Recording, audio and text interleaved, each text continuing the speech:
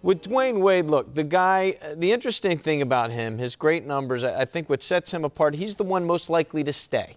Yeah. He seems to be the guy trying to sell his team and not selling himself. I think that's true. I think that's true, and I think most people expect Dwyane Wade to stay. But I must say again, as we continue to go through this, as these dominoes start to fall, if Chris Bosh goes to Chicago, if LeBron stays home, we know Joe Johnson's staying home. We know Rudy Gay's staying home. Well, Joe Johnson we think is going to stay home.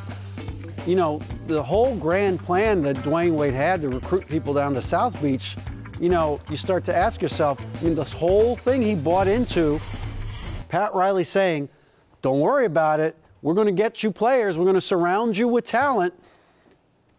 It's not happening. Or if it doesn't happen, right. What does Dwyane Wade do? He has options. And he does. Yeah. And I think, D.A., like you said, a lot of those guys, LeBron goes back to Cleveland. They're still a very good team. Joe Johnson goes back to Hawks. They're still the Atlanta Hawks.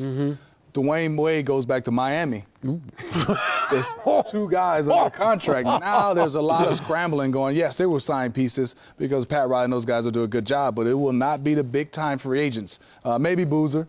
Yeah, maybe Boozer. Maybe Boozer. Yeah. But Stoudemire? Or Stoudemire. Could be one of those. There's bigs. nothing wrong with those guys, but that was not the big names that I think the fans and Dwyane Wade wanted to play with. And you make a great point. Dwyane Wade buys into Pat Riley. What he needs now, I mean, this is on Pat Riley, right? I mean, in all likelihood, he's the one making that sales pitch. We talked about Prokhorov making the sales pitch for the Nets to everybody who will listen, not just to LeBron it was James. Pat Riley that was talking to Chris Bosh last night. I mean, that they know, everybody knows in Miami who the guy is, and then it's Pat Riley. So he's the one that's doing the selling. And at the end of the day, I do think they will get, whether it's Boozer or Stoudemire or Bosh, they will get a big. But to Steve's point, it was supposed to be Bosh and LeBron or Bosh and Joe Johnson, and that is what is not happening right now. And is the problem with Bosh, and now you talk about the others that they could get, you're kind of looking at the same player in terms of a Boozer or a Stoudemire and the bigs. You know, it's it's not a Joe Johnson who's a completely different player and can score and give you something different. You don't really, do you add those two pieces? Do you add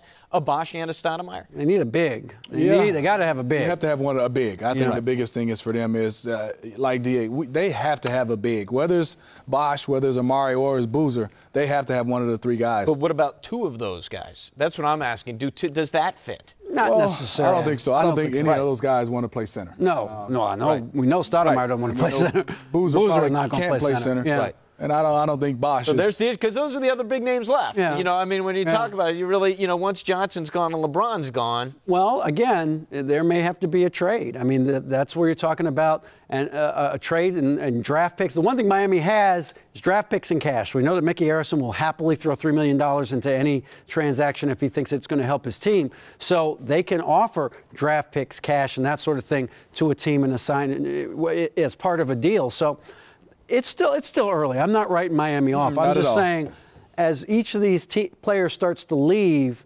Miami's needle, or the hole in the needle that Miami has to thread, gets much smaller.